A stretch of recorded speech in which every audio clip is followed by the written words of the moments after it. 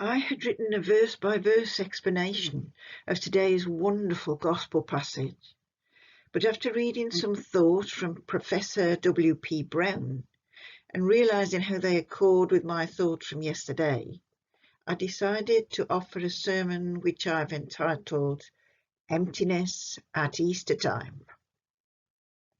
The Lord is risen. He is risen indeed. Alleluia. This Easter is different.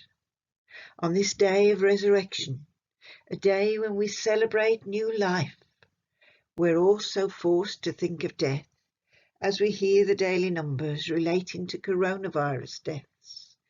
And these are not just numbers, they are real people.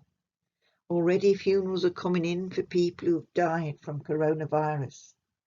And today we can be honest with God and with each other as we walk through this dark valley. But we need not lament that on this Easter day our churches will be empty, because the biblical account of the resurrection began with an empty tomb. This is the Easter to reflect on emptiness. This is the Easter to let our churches remain empty, not in despair, but as witnesses to lives being saved because we do not gather. By thinking of our empty churches, as we make a spiritual journey to the empty tomb, we can be reminded that emptiness can herald new life.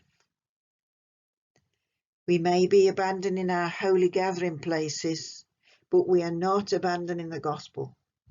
We are instead witnesses to what the white-robed messenger of Matthew's gospel announced at the empty tomb.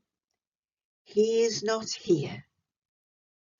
Where then is the risen Jesus? John's gospel informs us that the resurrected Jesus was mistaken for the gardener. He was in the garden. That was the place where his disciple was. Mary was in the garden. So was Jesus. You are his disciple, and the risen Jesus is in the place where you are right now. He speaks to you today. He calls your name on this Easter day. I spoke yesterday of the similarities between our current situation and that of the first disciples.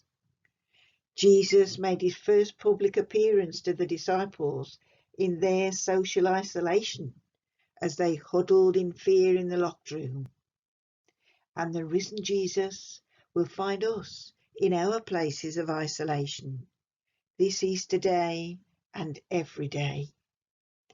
Our empty churches cry out, "He is not here," and that is because he is wherever his people are.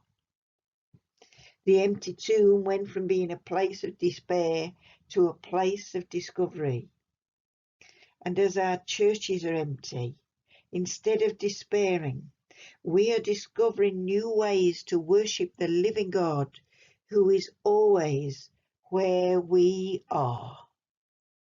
So as we gather in our homes this Easter day, hear Jesus call your name.